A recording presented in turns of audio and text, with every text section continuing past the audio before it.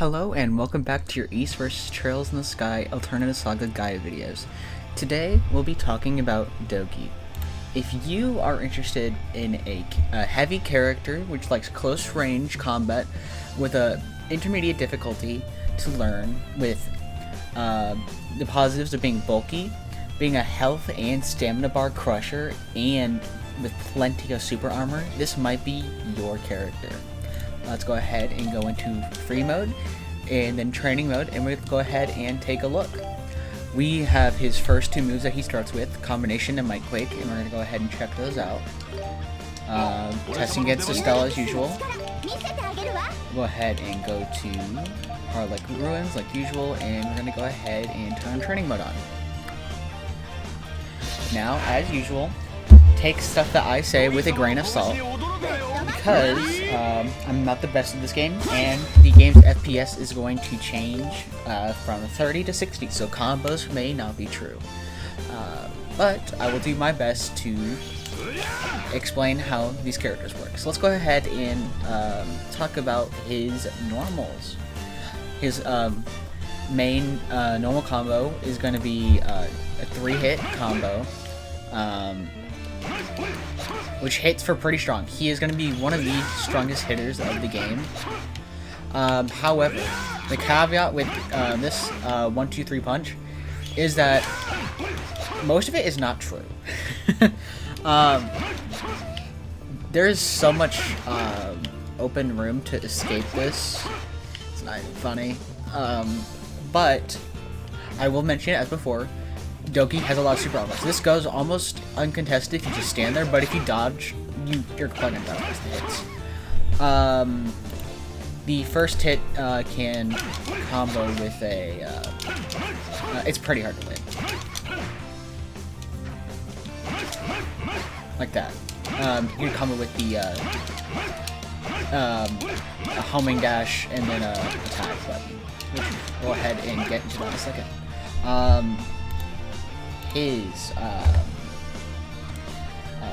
Let's go ahead and do charge attack first, actually. This charge attack is pretty decent. There's a pretty good amount of damage. It has a bit of low range, but that's going to be the case with almost all of Dogi's moves. Is pretty low range, pokes are pretty bad. In fact, he doesn't really have any pokes. That's one of his issues, is that he doesn't have pokes. But if he does get close, he hits pretty hard. It's pretty important for him because this is his best way of gaining SP, and it has armor. If you don't cancel it into a skill, it's kind of unrewarding. So you probably want to do something like this into like some like combination.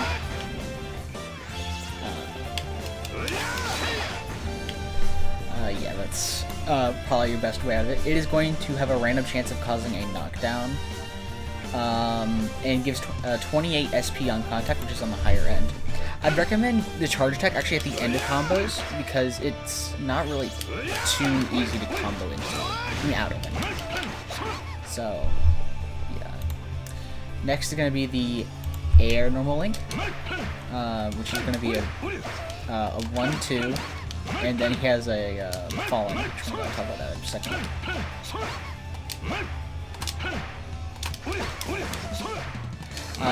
This attack is actually pretty decent, honestly.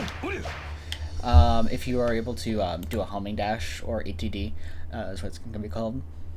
These moves are kind of just alright. But if you do combine them with the ATD or homing dash, it makes it high risk, high reward. It gives you a really good approach. But if you miss, you are pretty open. On hit, which is, you can do stuff like Might Quake, which is going to be, we're going to talk about in a second, one of his best moves. It's actually just his best move.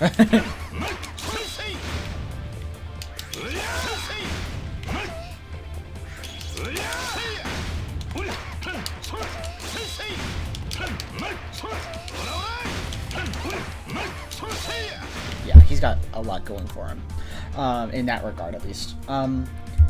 following attack is just kind of really standard. It's kind of like a slightly like weaker in frame data than Estelle, but stronger in power. It does not cause a hard knockdown.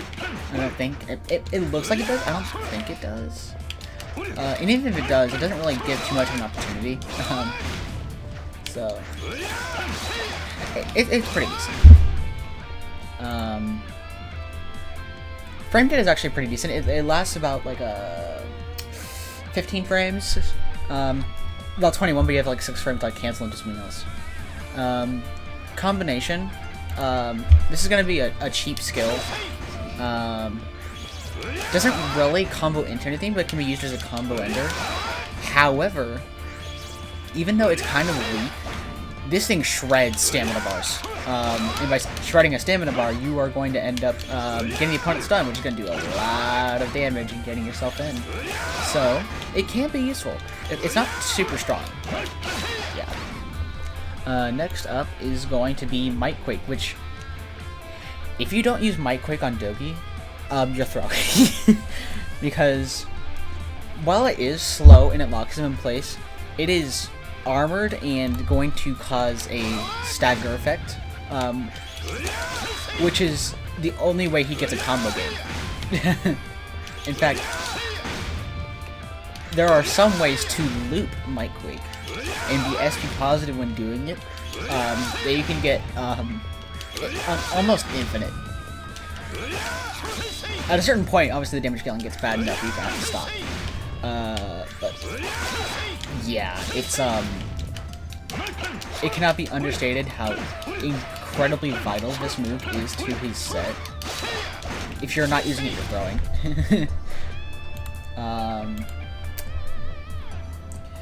Because it staggers the opponents. If you have Petrify equips, if they're legal in your tournament, it will kind of just almost kill the opponent, because Stagger plus Petrify is going to just wipe 50% of the health bar for some reason sometimes. But yes, it opens up to a loop that doesn't have any amount of damage. I don't know how to do a loop, but it's actually pretty simple. I believe it has to do with the rising air attacks, then the falling air with the Might Quake. I mean, just keep doing that over and over again. It's really good. It can also hit airborne opponents. If they are in the air, it can... This is basically his sole anti-air. For this move does your taxes for 10 SP. It washes your dishes, folds your laundry, does your taxes.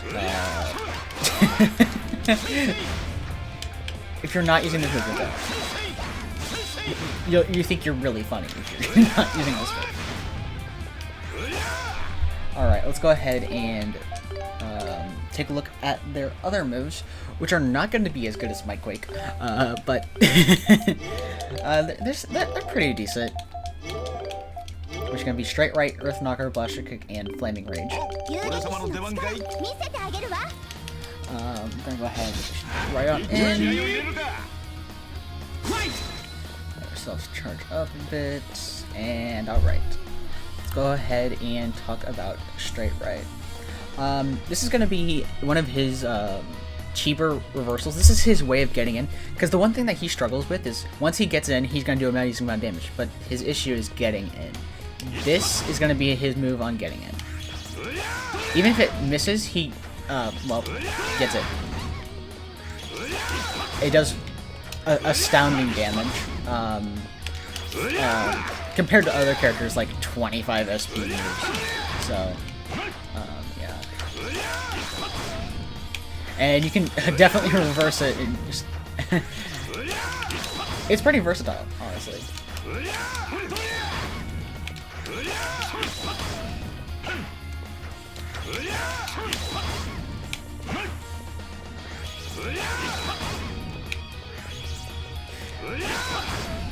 Pretty strong. Let's go ahead and talk about Earth Knocker. This move kinda sucks. I would not recommend using... That's Flaming Rage, my bad. Earth Knocker.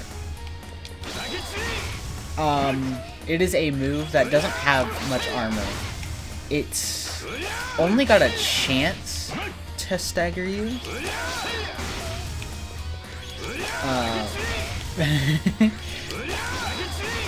It doesn't have much armor. In fact, I believe it's only like for a couple frames. It pushes opponents far away when he wants to get in. Oh, it's not even a chance. It's if you only get hit by the shockwave, that's gonna stack, which is that's like purposely hitting for less to. It's not good. You would rather use Might Quake every other day. If you do end up getting that to work though, get them to stagger, you can go into Quake loops.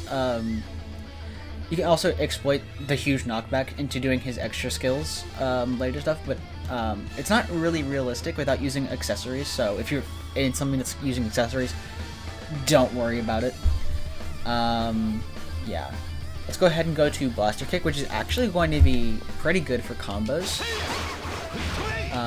A good 1500 damage. Obviously that's not true, but you can do quite a lot.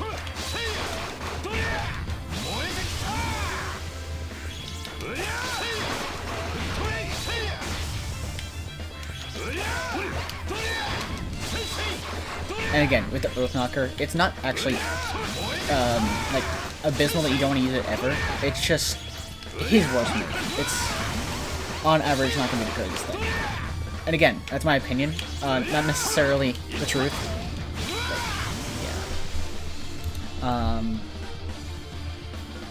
It's a pretty good combo extender if you use Burst Embargo at the right time. Something like that. Because it's going to keep hitting if you burst. It's going to not cause a hard knockdown, but something pretty close.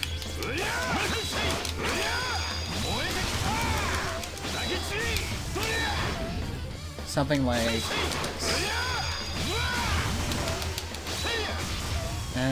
More like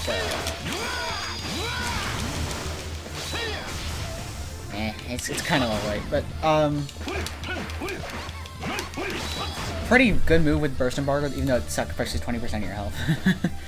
Next is going to be Flaming Rage, which you've seen me use a couple times. It's pretty good in the middle of a combo because it's got really wide range, just like 1,000 damage. Doesn't cause a hard knockdown, but very strong, especially when the fact, if you consider that just about every move he has is armored. Like, he can do that for so free. But again, he has to get it. But this is his way of doing damage from a moderate distance. You know it's pretty skippable. If you're just throwing it out. Next is going to be his extra skill. It's going to be on the lower end because it's very quick, and let's say both you and your opponent use an extra skill. Because his is so quick,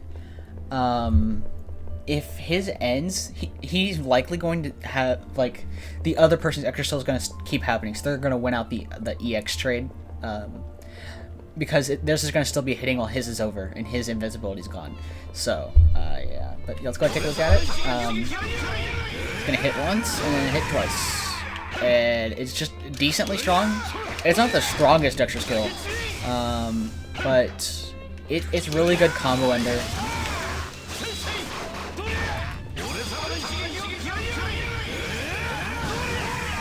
Admittedly, does not auto-target.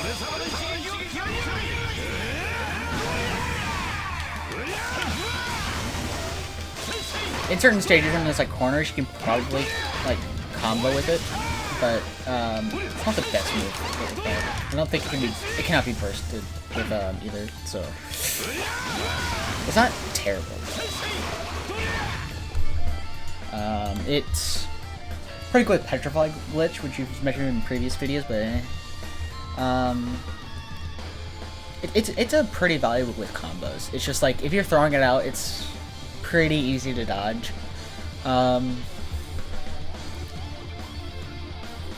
You can if you end up like afflicting opponents with heavy with like accessories, you can land Might Quake, then Earth Knocker, and then use this to just deal tons of damage.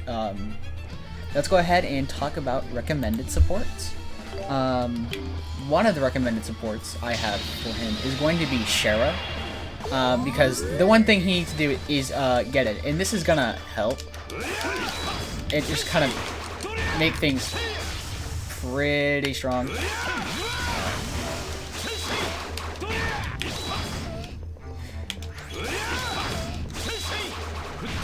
As you can see with the stuff I am actually hitting.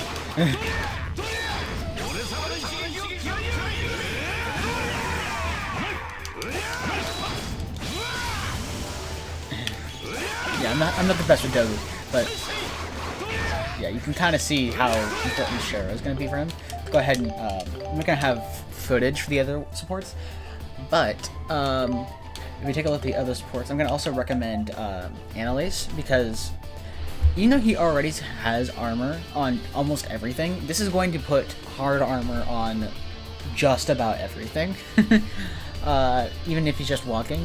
So this is going to help him get in a lot better. And then there's going to be Reese, in which, yes, his charge attack is going to be pretty good for getting SP, but the issue with his charge attack is that it's pretty low range. So this is going to generate SP for him, a lot of it in fact, so that he can increase his amount of damage he does usually. And then I'd say, if he wants to get in more, he could do Zen. These are more like honorable mentions going on from here. They're not as great as the ones I recommended. This is going to help him roll in a bit more, even though his rolls are a bit slow. And then Yurio and Chris is going to help him break opponents even better, even if that's kind of already his job, is breaking opponents. If he gets a stray hit on a shield, you're done. This just makes it so much harder to deal with him once he's in an advantage state.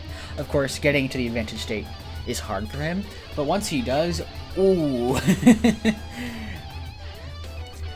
Yeah, that's going to cover supports. Let's go ahead and talk about his downsides, which I've mentioned periodically throughout the video. As mentioned, he has pitiful reach. He has the shortest range out of anybody in the entire cast of 17 playable characters. He has no neutral. It is only moves for once he's winning neutral, really, and since he has no moves to actually win neutral, he has to just make shit up. The only thing he can rely on neutral is his poor movement and sometimes his armored skills.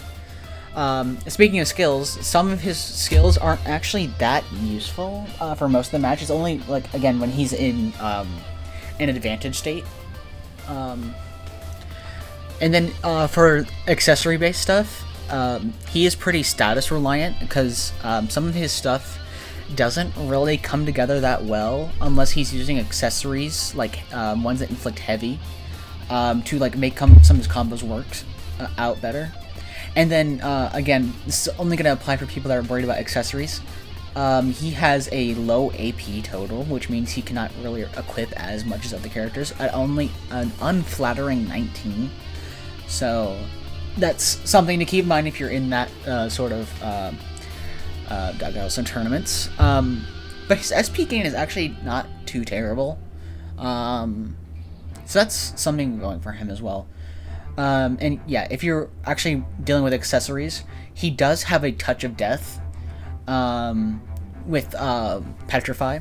Of course, there's going to be some stuff that's going to ban Medusa Blade plus Dogi, but there's usually no tournaments that ban Dogi plus Campanella, so if you want to use Campanella to gamble and essentially hope for Petrify, and then once you see it, oop, I'm mic quaking. Yeah, that's going to help you out. But yeah, Dogi might not be as strong of a character as other characters. Again, that's an opinion. But he's still pretty decent, and if this is a video that helps you want to play Dogi, then I have done my job. Even if it's something that you have not wanted to get out of this video, you've watched it through and you're thinking, I don't want to play Dogi, I still thank you for watching until the end of the video, and I hope you end up coming for the next one, because we have more characters to showcase. See ya!